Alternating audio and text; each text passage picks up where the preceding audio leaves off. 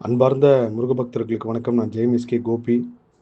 இந்த குரல் பதிவு எது சம்மந்தமானதுன்னா, நீண்ட நாட்களுக்கு அப்புறம் பக்தி இன்ஃபீல்ட்ஸில் ஒரு நேர்காணல் நான் பங்கேற்று கொடுத்துருக்கேன். என்னோட கர்ம ஆராய்ச்சியில் உணர்ந்த பல விஷயங்களில் ஒரு முக்கியமான சில விஷயங்கள் நான் பதிவு பண்ணியிருக்கேன். நேற்று இந்த படப்பிடிப்பு நடந்தது. நேற்று தான் தெய்வ குழந்தைகளுக்கு சாய் செந்தில் அவர்கள் யாசகம் எடுத்து கொடுத்துருந்தாரு. அது முடிச்சதுக்கப்புறம் அந்த நேர்காணல் நடந்துச்சு. ரொம்ப நிறைவான நேர்காணலா இருந்து எனக்கே ஆச்சரியமா இருந்து, இந்த விஷயத்தலாம் நம்ம பதிவு பண்ணியிருக்கோமே அப்படின்னு சொல்லிட்டு, கண்டிப்பா இந்த வீடியோ பார்க்குற ஒரு 1000 பேராவது, அவங்களுக்கு ஒரு 90% பேருக்காவது நான் சொல்லக்கூடிய விஷயங்கள் கனெக்ட் ஆகியிருக்கும். அத அவங்க அனுபவிச்சிருப்பாங்க, உணர்ந்திருப்பாங்க.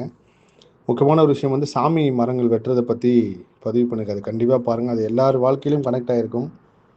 அதேபோல தாய் சாபம், இப்படி நிறைய விஷயங்கள் அதில பதிவு பண்ணியிருக்கேன். முதல் முறையா எனக்கே ஆச்சரியமா இருந்துச்சு. கிட்டத்தட்ட 3 மணி நேரம் இன்டர்வியூ போனதே இல்ல. ஆனா 3 மணி நேரம் நேர்காணல் நடந்துச்சு. 7 மணிக்கு ஆரம்பிச்சு, கிட்டத்தட்ட 10, 10:30 வரைக்கும் போனது அந்த நேர்காணல். பெரிய நேர்காணல். நான் அவர்ட்ட கேட்டேன், "நீங்க இத ஒரு ஒரு பார்ட்டா போடாம, 1 மணி நேரம், 1/2 மணி நேரம் போட்டா கூட மக்கள் பார்ப்பாங்க. நெறைய பேர் அந்த மாரி தான் கேட்டுருக்காங்கன்னு" சொல்லி சாய் சுந்தர் அவர்ட்ட சொல்லியிருந்தேன். அவரும் அத கன்சிடர் பண்றேன்னாரு. ஏன்னா, அவ்வளோ நேரம் பார்ப்பாங்களான்னு தெரியாது மக்கள். பட் ஆனா விளக்கு கடை பேட்டி 30 நிமிஷம் ஆனாலும் நான் பார்த்தேன் அப்படின்னு சொல்லியிருந்தாங்க. அது மாரி விளக்கு கடை பேட்டியிலும் நெறைய விஷயங்கள் சொன்னது முருக பக்தர்களோட கனெக்ட் ஆச்சு. எங்க வாழ்க்கையில இது நடந்திருக்கு அப்படின்னு நெறைய கமெண்ட் பார்த்தேன். நான் சொல்லக்கூடிய விஷயங்கள், பேசுற எல்லா விஷயமுமே இறைவன் உத்தரவு. என்னோட கர்ம ஆராய்ச்சியில நான் உணர்ந்த விஷயங்கள் மட்டும் தான். அதே மாரி நான் எல்லா நேர்காணல்லயும் சரி, பொதுவெளியில வீடியோ பதிவு செய்றப்போ என்ன சொல்றேன்னா, நல்லா இருக்கிற முருக பக்தன தேடி வராதீங்க.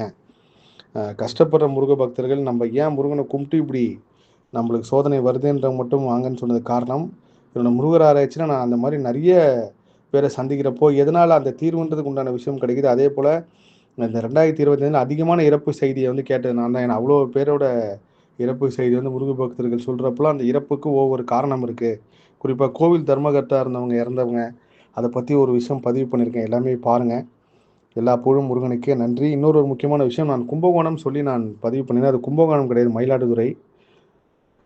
மயிலாடுதுறையில ஒரு நிகழ்வுக்காக வரேன். மயிலாடுதுறையில கண்டிப்பா முருக பக்தர்கள நான் சந்திக்கிறேன்.